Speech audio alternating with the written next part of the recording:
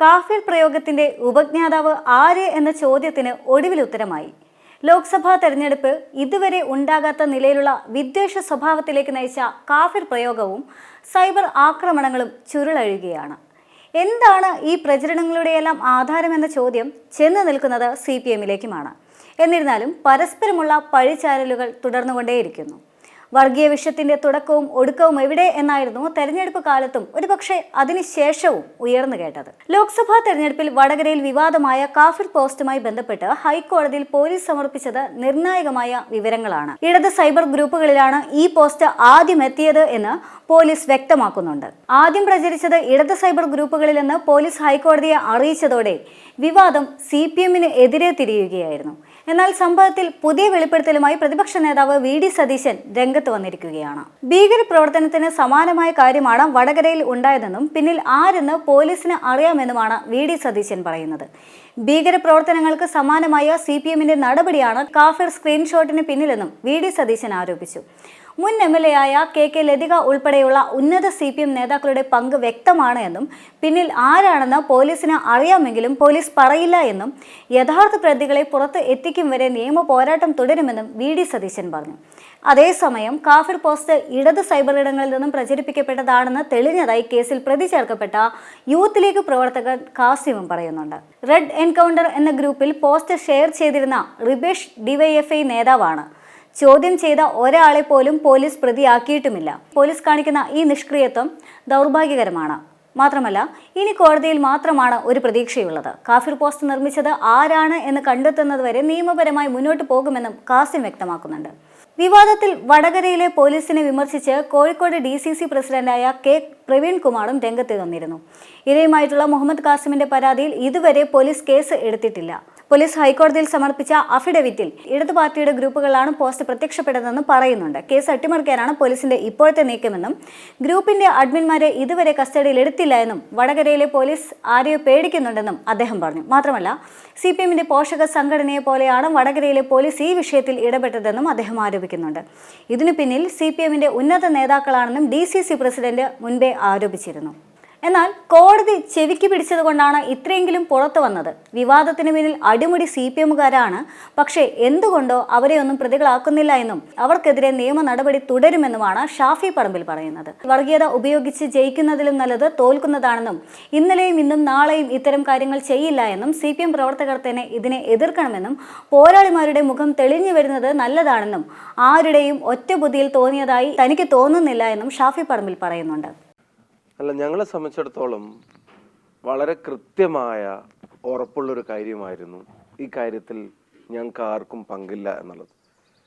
അതിപ്പോൾ കോടതിയുടെ മേൽനോട്ടമുള്ളത് കൊണ്ട് മാത്രം, കോടതി പറയുന്നത് കൊണ്ട് മാത്രം സ്ലോ മോഷൻ പേസിൽ കാര്യങ്ങൾ അന്വേഷിക്കുന്ന പോലീസിൻ്റെ റിപ്പോർട്ടിലും ആ കാര്യങ്ങൾ ഒരിക്കൽ കൂടി വ്യക്തമാവുന്നതിൽ സമാധാനമുണ്ട്, സന്തോഷമുണ്ട്. യഥാർത്ഥത്തിൽ ഇതിന് വേണ്ടത് ഒരു റെഡ് എൻകൗണ്ടർ തന്നെയാണ്. എന്ന് വെച്ചാൽ തെരഞ്ഞെടുപ്പ് ജയിക്കാൻ വേണ്ടി ഏതറ്റം വരെയും പോകാൻ ഇത്തരം കാര്യങ്ങൾ ഉപയോഗിക്കുമ്പോൾ അതറിയാതെ അതിൽ പെട്ടുപോകുന്ന സാധാരണ CPM പ്രവർത്തകൻ അവൻ എഴുന്നേറ്റ് നിന്ന് ഇനിയെങ്കിലും നേതൃത്വത്തോടും ഇതെടുത്ത് ഉപയോഗിച്ചവരോടും ചോദ്യം ചെയ്യാൻ തയ്യാറാവണം. ഇതെടുത്ത് ഉപയോഗിച്ച ആളുകൾ രാഷ്ട്രീയത്തിലുള്ളവർ, പ്രമുഖരായ സ്ഥാനാർത്ഥി ഉൾപ്പെടെയുള്ള പ്രമുഖരായ ആളുകൾ, അതുപോലെ തന്നെ രാഷ്ട്രീയ ഐഡന്റിറ്റി ഒക്കെ വ്യക്തമാവുമെങ്കിലും സാംസ്കാരിക പ്രവർത്തകരൊക്കെ സ്വയം അവകാശപ്പെടുന്ന ആളുകൾ ഉൾപ്പെടെ ഇതെടുത്ത് ഉപയോഗിച്ച മുഴുവൻ ആളുകളോടും പറയുന്നു, നിങ്ങൾ കേരളീയ പൊതുസമൂഹത്തിന്റെ മുമ്പിൽ ഇത് തിരുത്താൻ തയ്യാറാവണം. ചെയ്തു പോയത് തെറ്റായിരുന്നു എന്നുള്ളത് ഇനിയെങ്കിലും ഈ പൊതുസമൂഹത്തിന്റെ മുമ്പിൽ പറയാൻ തയ്യാറാവണം. അതുകൊണ്ടാണ് ഞാൻ പറഞ്ഞതിന് വേണ്ടത് റെഡ് എൻകൗണ്ടർ തന്നെയാണെന്ന് വെച്ചാൽ CPM പ്രവർത്തകർ തന്നെ എഴുന്നേറ്റ് നിന്ന് ഇതിനെ എതിർക്കാൻ തുടങ്ങണം. ഒരു തെരഞ്ഞെടുപ്പ് നിങ്ങൾ ഉദ്ദേശിച്ചതുപോലെയല്ല, അത് വാശിയേറിയ തെരഞ്ഞെടുപ്പാണെന്ന് നിങ്ങൾ വിചാരിച്ചിടത്തുനിന്ന് പരാജയപ്പെടുമെന്നൊരു ഘട്ടം വന്നപ്പോൾ എന്തൊക്കെയാണ് ഞങ്ങൾക്കെതിരെ പറഞ്ഞ് എന്നുള്ളത് ആരും മറന്നിട്ടില്ല. അതുകൊണ്ട് എനിക്കിങ്ങനെ അത്യാഹ്ലാദമോ അല്ലെങ്കിൽ ഇതിൻ്റെ പേരിൽ ആഘോഷമൊന്നുമില്ല. കാരണം ഞങ്ങൾക്കിത് നേരത്തെ അറിയാവുന്നതാണ്, ഞങ്ങൾ നേരത്തെ പറഞ്ഞതാണ്. സന്തോഷം ഇതൊക്കെ പുറത്തു വരുന്നതിന് മുമ്പ് തന്നെ വടകരയിലെ ജനങ്ങൾ അത് മനസ്സിലാക്കി എന്നുള്ളതാണ്. അവരോടുള്ള നന്ദി ഒരിക്കൽ കൂടി അറിയിക്കുകയാണ്. കോടതിയുടെ ഇടപെടലും പോലീസിന്റെ റിപ്പോർട്ടും അന്വേഷണവും ഒക്കെ വരുന്നതിൻ്റെ മുമ്പ് തന്നെ അത് വ്യാജമാണെന്ന് പൂർണ്ണമായും തിരിച്ചറിഞ്ഞ വടകരയിലെ ജനങ്ങളോടുള്ള നന്ദി ഒരിക്കൽ കൂടി ഈ വേളയിൽ അറിയിക്കുകയാണ്. ഈ മുഖമില്ലാത്ത പലരുടെയും മുഖം തെളിഞ്ഞു തുടങ്ങുന്നത് നല്ല ലക്ഷണമാണ്. അല്ല, പോരാളിമാരുടെയൊക്കെ പേര് വിവരങ്ങളൊക്കെ വന്നു തുടങ്ങുന്നത് നല്ല ലക്ഷണമായിട്ട് തന്നെയാണ് ഞാൻ കാണുന്നത്. പക്ഷെ അതിനകത്ത് ഒരു കാര്യം കൂടി എനിക്ക് പറയാനുണ്ട്. ഇപ്പോൾ അവരെ പാർട്ടിയെ തകർക്കാനുള്ള ആളുകളൊക്കെ ആയിട്ട് പലരും ചിത്രീകരിക്കുന്നുണ്ട്. പക്ഷെ അങ്ങനെ ഇവർക്ക് ഒട്ടും ക്രെഡിബിലിറ്റി ഇല്ലാത്ത പാർട്ടിയെ തകർക്കാൻ വേണ്ടിയുള്ള ആളുകളായിരുന്നെങ്കിൽ അതിൽ വരുന്ന സാധനങ്ങളൊക്കെ ഇങ്ങനെ എടുത്തു ഉപയോഗിച്ച് തെരഞ്ഞെടുപ്പ് സമയത്ത് ആവശ്യാനുസരണം എതിർ സ്ഥാനാർത്ഥിയെ തോൽപ്പിക്കാനും വർഗീയമായി ആക്ഷേപിക്കാനും ഒക്കെ ഉപയോഗിക്കാൻ ശ്രമിച്ചതിന് അവരാദ്യം തിരുത്തട്ടെ.